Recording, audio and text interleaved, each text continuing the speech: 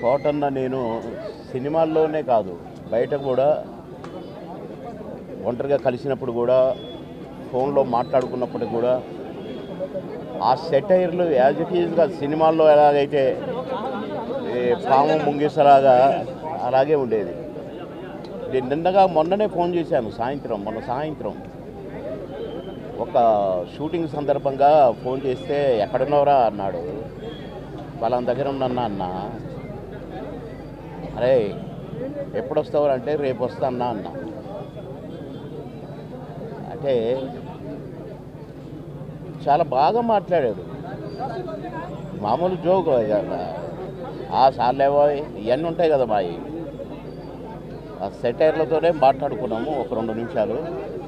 నాకు short ready అన్నా, నేను సాయంత్రం మాట్లాడతా మళ్ళీ అని సాయంత్రం చేస్తే పడుకున్నారు. అదేదో మందు వేశాడు డాక్టర్ గారు అని చెప్పారు. పెద్దమ్మాయి చెప్పింది, కోటన్న పెద్దమ్మాయి. సరేలే నేను రేపు వస్తున్నట్టు చెప్పు, లేకుంటే ఎల్లుండి పొద్దున వస్తానమ్మా అని చెప్పిన. రమ్మన్నాడంట. కానీ నేను వచ్చేసరికి ఆయన లేడండి. కోటన్న వెళ్ళిపోయాడు.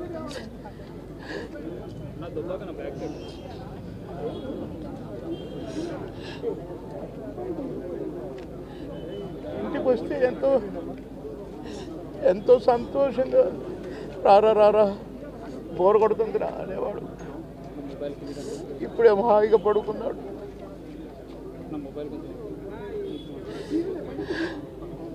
సొంత అన్నదమ్ముడు కోటన్నకు తమ్ముడు ఉన్నాడు, కానీ నేనే అసలు తమ్ముడుగా ఫీల్ అయ్యేవాడు. ఎన్నోసార్లు ఒకే ప్లేట్లో భోజనం చేశాం. అన్నం ముద్దలు కలిపి పెట్టేవాడు నాకు. తినబాయ్ టైం తక్కువదిరా అని అనేవాడు. మేము ఎక్కడ ఏ ఊరిలో ఉన్నా, ఏ లాడ్జిలో ఉన్నా పక్క రూములే. మళ్ళీ ప్రొడ్యూసర్లు మొత్తుకునేవాళ్ళు, మీరిద్దరు ఒకటే రూమ్లో ఉంటారు కదా, అయితే ఆయన నీ రూమ్లో ఉంటాడో లేక నువ్వు ఆయన రూమ్లో ఉంటావు, మాకెందుకండి నష్టం చేస్తారు, ఒక రూమ్ డబ్బులు వేస్ట్ అని అనేవాళ్ళు. అదే ఇదే అని చెప్పేవాళ్ళం. అట్లా ఎన్నో సందర్భాలు.